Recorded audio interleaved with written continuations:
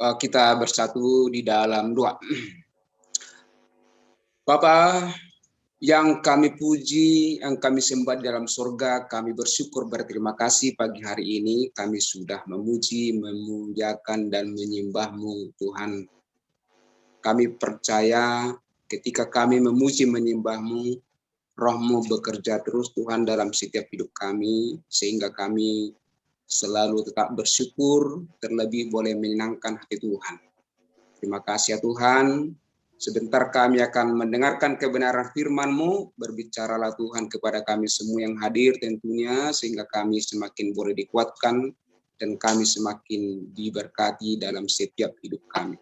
Inilah Tuhan doa kami bersyukur, kami sambut kebenaran firman-Mu, di dalam satu nama Tuhan Yesus Kristus, Juru Selamat kami yang hidup. Haleluya. Amin. Puji Tuhan. Salam. Halo. Ya. Pertama-tama saya mengucapkan puji, syukur, dan juga berterima kasih kepada pengurus saat teduh pada pagi hari ini yang berikan waktu kepada saya untuk menyampaikan dan kita sama-sama mempelajari kebenaran firman Tuhan pada pagi hari ini. Dan baru pertama kali ini saya ada untuk menyampaikan firman Tuhan pada pagi hari ini di saat teduh. Puji Tuhan, saya sangat senang dengan hari ini boleh bertemu dengan Bapak Ibu Saudara yang telah diberkati Tuhan, dan saya juga diberkati melalui pujian yang telah disampaikan hambanya Ibu Nur Matondang. Ya, puji Tuhan. Baik, untuk menyingkat waktu pada pagi hari ini, mari kita buka Alkitab kita. Saya atau tugas yang telah disampaikan kepada saya untuk membawa kebenaran firman Tuhan dari surat Paulus kepada jemaat di Efesus. Ya, baik, saudara kasih.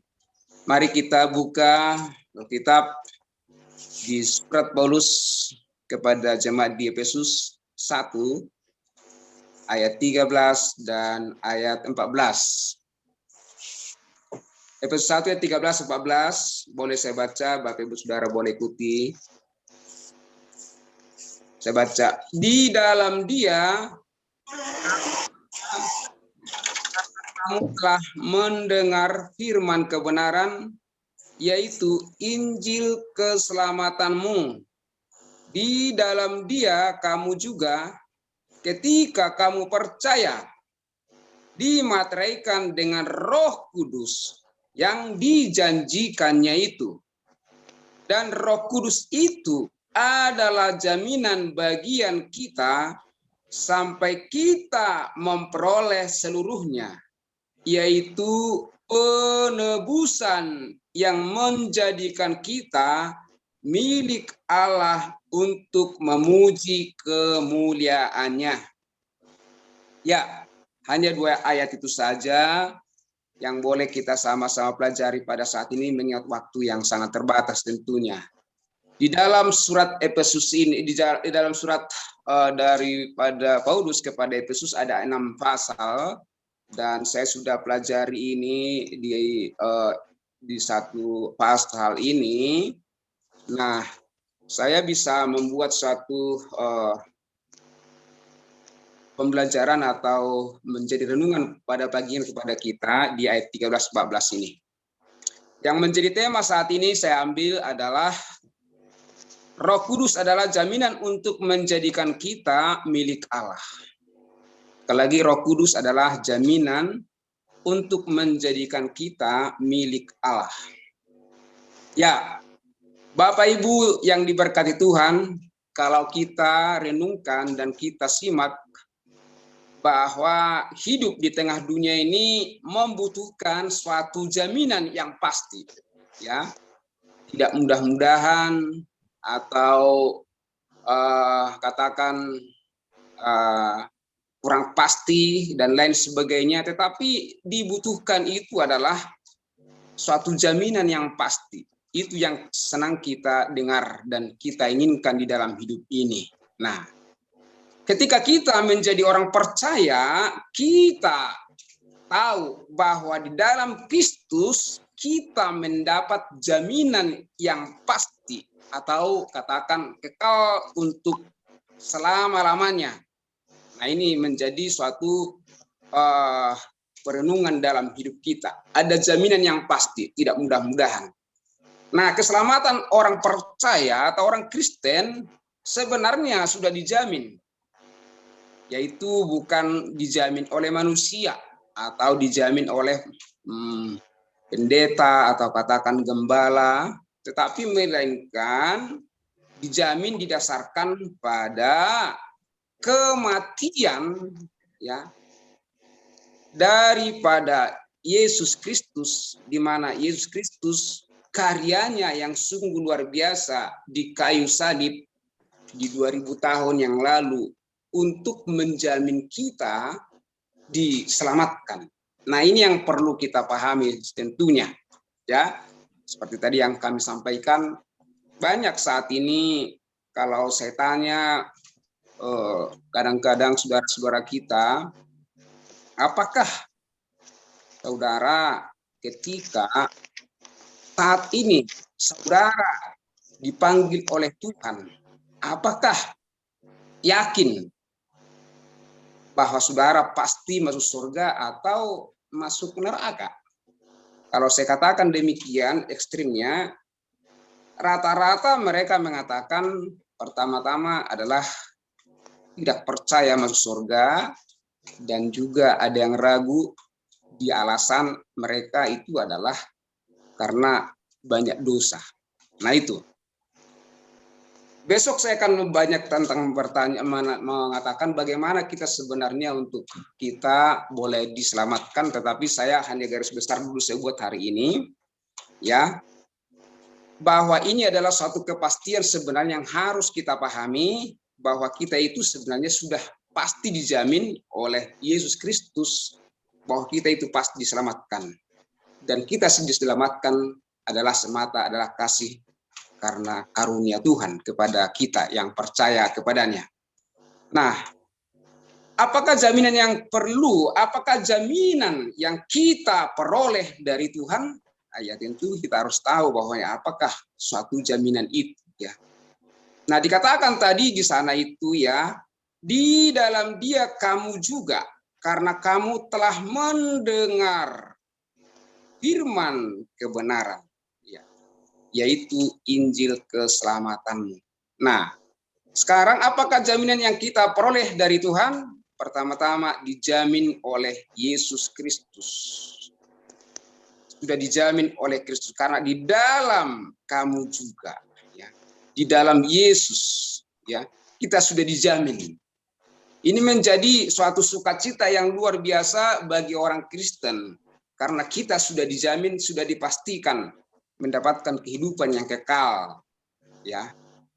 Nah, setiap orang yang ada di dalam Kristus berarti sudah dijamin oleh Injil Kristus. Seperti tadi di ayat 13 itu. Nah, sudah dijamin. Yang kedua, orang yang percaya dijamin oleh Roh Kudus. Ya, sudah dijamin. Nah, ketika kita percaya ya. Nah, itu sudah dimateraikan, sudah disahkan oleh Allah kita.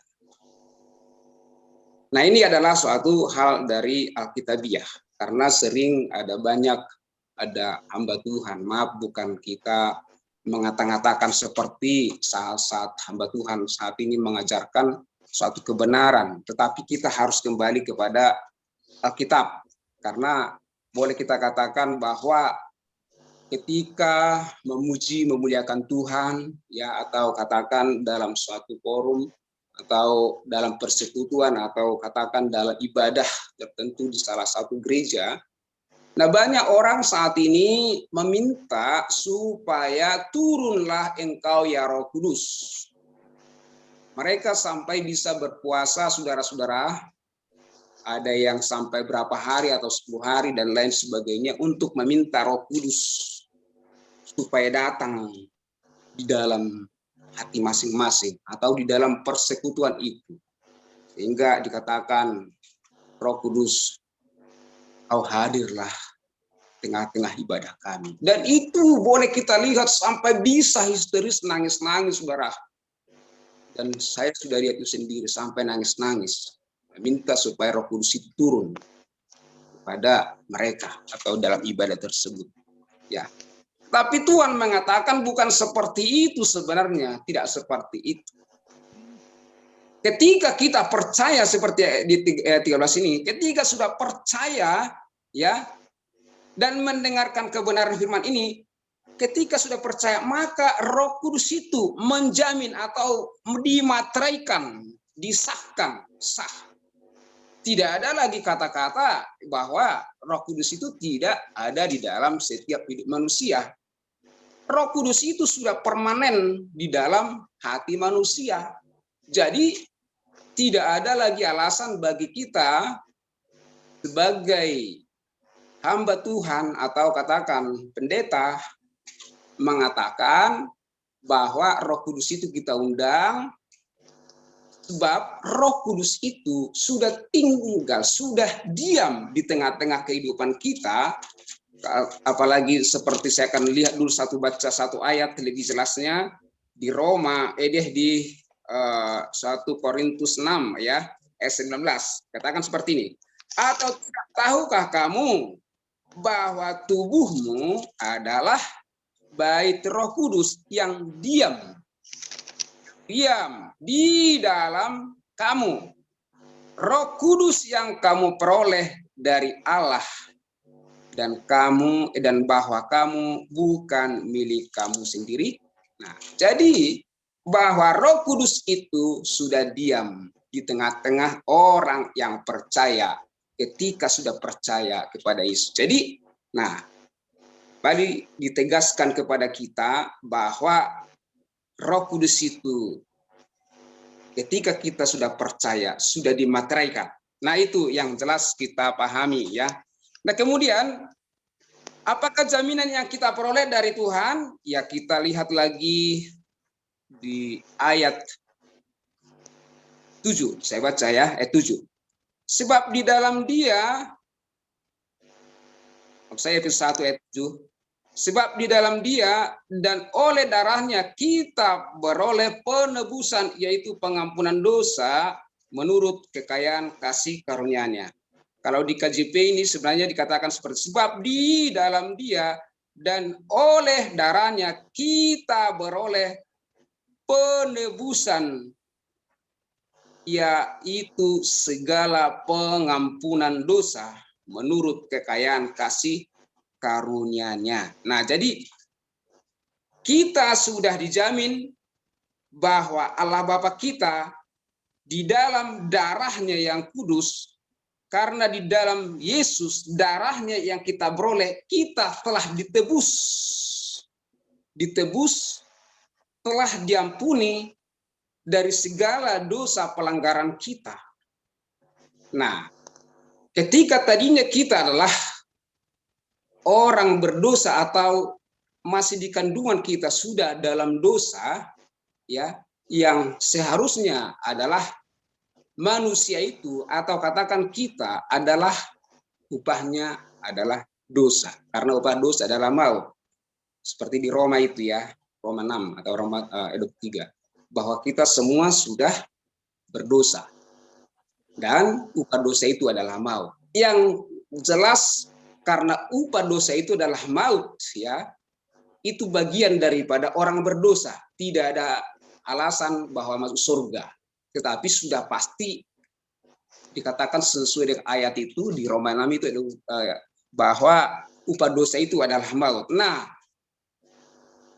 kalau demikian berarti manusia sudah di dalam dosa itu dan upahnya adalah maut, berarti atau upahnya adalah suatu nanti adalah ke neraka. Tetapi puji Tuhan, dengan dikatakan di Roma, di Efesus ini, sebab di dalam Dia dan oleh darahnya kita beroleh penebusan, yaitu segala pengampunan dosa kita menurut kekayaan kasih karunia Tuhan Yesus.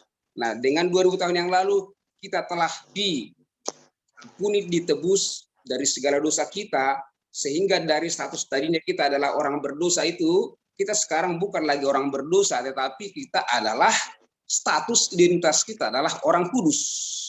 Nah, makanya kalau kita lihat setiap surat Paulus itu dikatakan kepada surat-suratnya seperti di Efesus ini dikatakan dari Paulus Rasul Kristus yang oleh kehendak Allah kepada orang-orang kudus di Efesus, orang kudus. Ya. Nah, ini orang kudusnya Tuhan itu adalah kita ketika kita sudah percaya kepada Tuhan Yesus telah dimateraikan dengan Roh Kudus menjadi jaminan daripada dijamin kita supaya kita diselamatkan. Itu adalah suatu sukacita yang sungguh luar biasa bahwa kita adalah sudah dijamin oleh Tuhan Yesus dalam diri kita. Berbahagialah sebenarnya kita ini adalah karena kita sudah dijamin bahwa kita sudah ampuni dari setiap pelanggaran kita sehingga kita adalah orang kudusnya Tuhan. Jadi kalaupun orang Kristen saya adalah orang kudus, kalau dikatakan seperti itu, ya banyak orang sombong sekali dia mengatakan dia orang kudus. Padahal sebenarnya firman Tuhan mengatakan demikian bahwa kita orang yang percaya yang telah mengakui dan telah beriman bahwa segala dosa kita telah diampuni Tuhan dengan tuntas, dengan sudah selesai, dengan sempurna. Kalau kita beriman di sana itu, ya tentu kita sudah beridentitas adalah orang kudus. Nah dengan keselamatan yang dikerjakan oleh Yesus Kristus inilah yang di kayu salib 2000 tahun yang lalu satu kali untuk selama-lamanya. Kita telah ditebus dan Yesus disalibkan 2000 tahun lalu satu kali untuk selama-lamanya. Seperti 1 Petrus 3:18 itu.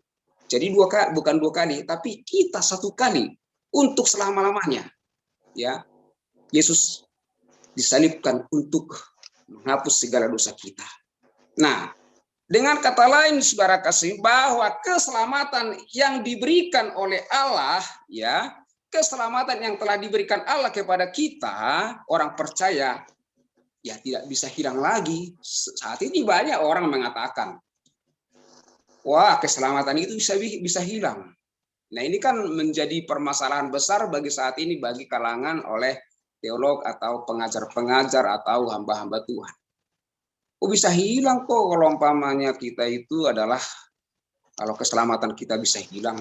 Tidak bisa, bisa. Menurut Sianu bisa hilang, menurut Sianu tidak bisa hilang. Tapi saya melihat bahwa di dalam firman Tuhan ini tentu tidak bisa hilang saudara kasih, tidak bisa hilang, Karena kenapa? Karena di dalam 13 tadi di dalam Dia, kita di dalam Yesus. Bagaimana kalau kita di dalam Yesus masih bisa hilang? Enggak. Saya kira tidak bisa hilang lah Nah, ini supaya kita pahami sebenarnya, supaya kita pengajaran kita sebagai kita hamba Tuhan tidak salah sebagai kasih sehingga jemaat itu bisa linglung kadang atau bagaimana. Tetapi kita kembali kepada fokus dalam firman itu. Jadi kalau kita sudah dalam Kristus, di dalam Yesus, tentu kita sudah namanya dalam kita sebagai tubuh Kristus, tidak mungkin lagi bisa hilang, tidak akan bisa hilang. Nah, ini adalah menurut daripada Alkitab kebenaran firman Tuhan. Saya tidak melihat menurut si A, si B, si C atau yang lain, tetapi menurut daripada kebenaran ini. Nah, jadi saudara kasih bahwa penting kita pahami bahwa kalimat seperti dikatakan tidak bisa hilang atau boleh kita dengar saat ini sekali selamat tetap selamat. Nah, ini menjadi suatu komit dan suatu kepercayaan kita sebenarnya bahwa kita selamat tetap hari ini, tetap sampai selama-lamanya, tetap selamat. Nah, ini kita dulu pegang keselamatan itu dalam hidup kita sehingga betul-betul kita menjalani hidup ini adalah enjoy saja. Sehingga ketika kita nanti meninggalkan dunia ini sudah kita pastikan bahwa kita adalah masuk surga. Bukan seperti kata-kata orang lain bahwa masuk surga itu adalah sangat sulit, saudara, sangat-sangat sulit. Dikatakan banyak yang terpanggil, tapi sedikit yang terpilih. Nah, kadang untuk menjabarkan ini, kadang-kadang firman setiap hamba Tuhan salah berpengertian di sini. Nah, jadi dikiranya bahwa nanti yang selamat itu adalah sedikit. Kapan-kapan bisa kita akan coba untuk membahas ini. Tetapi yang jelas bahwa Tuhan itu berkehendak kepada setiap manusia supaya manusia itu memperoleh keselamatan. Ya, jadi Allah berkehendak supaya manusia itu diselamatkan dan memperoleh pengetahuan akan kebenaran. Ada di 1 Timotius. Nah, jadi dikatakan bahwa Tuhan itu sebenarnya bukan berkeinginan supaya ke neraka, tidak, tetapi supaya diselamatkan, Nah, ini menjadi tugas kita, saudara kasih. Nah, maka kalimat daripada sekali selamat tetap selamat adalah suatu pernyataan yang tentu sangat menarik, yang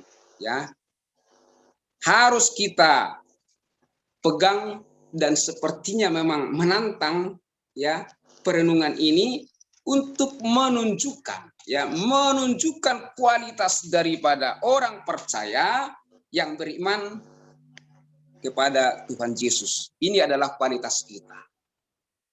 Kualitas kita sekali selamat tetap selamat dan tidak pernah bisa hilang keselamatan itu. Karena apa? Karena kita sudah dijamin dan sudah di dalam Yesus Kristus. Meskipun ada pemahaman seperti yang saya sampaikan, ada pengajaran-pengajaran yang mengajarkan bahwa keselamatan itu bisa hilang, namun sejatinya, yang sebenarnya Alkitab tidak mengajarkan demikian. Puji Tuhan, saudara kasih, ini adalah suatu hal yang sangat luar biasa yang kita harus penuhi atau kita dengarkan. Jadi baik, puji Tuhan, karena waktu saya lihat sudah habis. Puji Tuhan, besok saya akan coba lanjutkan kembali. Terima kasih. Kita masuk dalam doa. Bapak, terima kasih. Masih banyak Tuhan hal yang kami sampaikan dan kami pelajari dalam kebenaran ini. Tapi kami bersyukur, berterima kasih karena kami telah Tuhan jamin dalam hidup ini, bahwa ketika kami percaya, Roh Kudus sudah menjamin kami bahwa kami ini adalah milik-Mu, bukan milik daripada orang lain, tapi sudah milik Tuhan. Terima kasih Tuhan, karena kami sudah percaya bahwa kami telah selamat hari ini sampai selama-lamanya. Dalam nama Yesus Kristus kami berdoa mengucap syukur. Amin.